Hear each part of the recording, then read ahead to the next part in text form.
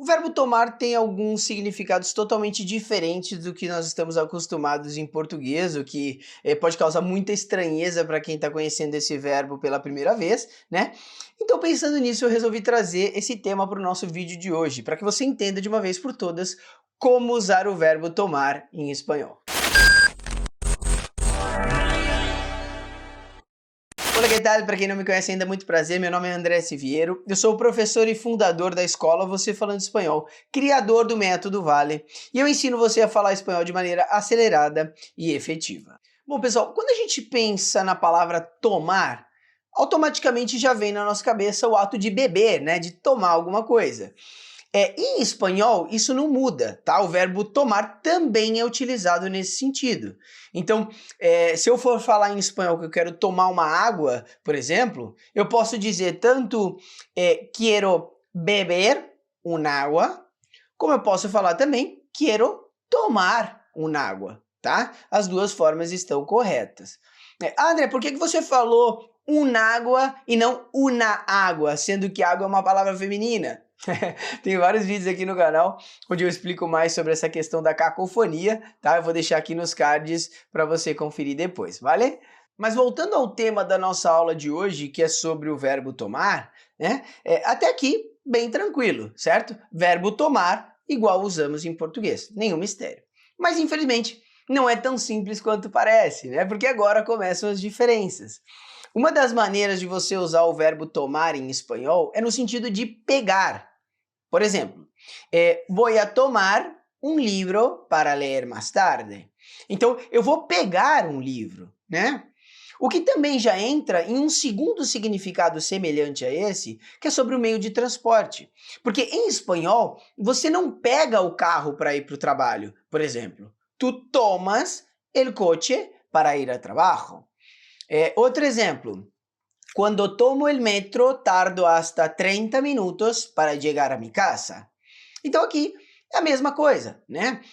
Quando eu uso o metrô, eu demoro até 30 minutos para chegar na minha casa. Outra forma que eu separei de usar o verbo tomar é no sentido de levar tempo para alguma coisa acontecer, tá? Por exemplo, cocinar este pollo asado toma muito tempo. Ou seja, fazer esse frango demora muito, né? Leva muito tempo para ele cozinhar. Bem diferente do português, né, pessoal? Por isso que eu falei lá no começo do vídeo que para muita gente esse verbo acaba sendo estranho, parece que fica sem nexo. Mas qual que é o problema?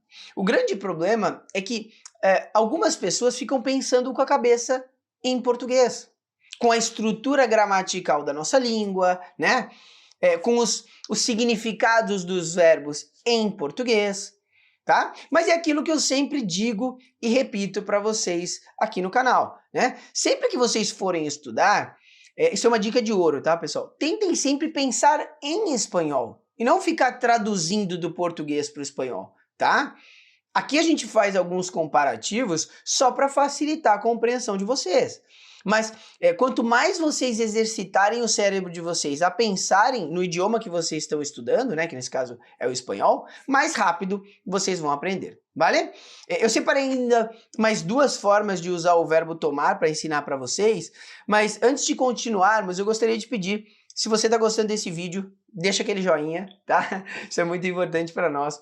Se você ainda não é inscrito no canal, já se inscreve e ativa o sininho para receber em primeira mão todo o conteúdo novo que aparece por aqui, tá bom? E se você quer mais dicas de espanhol, me segue também nas redes sociais no @você falando espanhol, que também tem bastante conteúdo bacana por lá, vale? Bom, a penúltima forma de usar o verbo tomar que eu separei para o nosso vídeo de hoje é quando ele está no sentido de escolher, tá? Por exemplo, havia muitas camisetas em la tienda, me tomé la verde.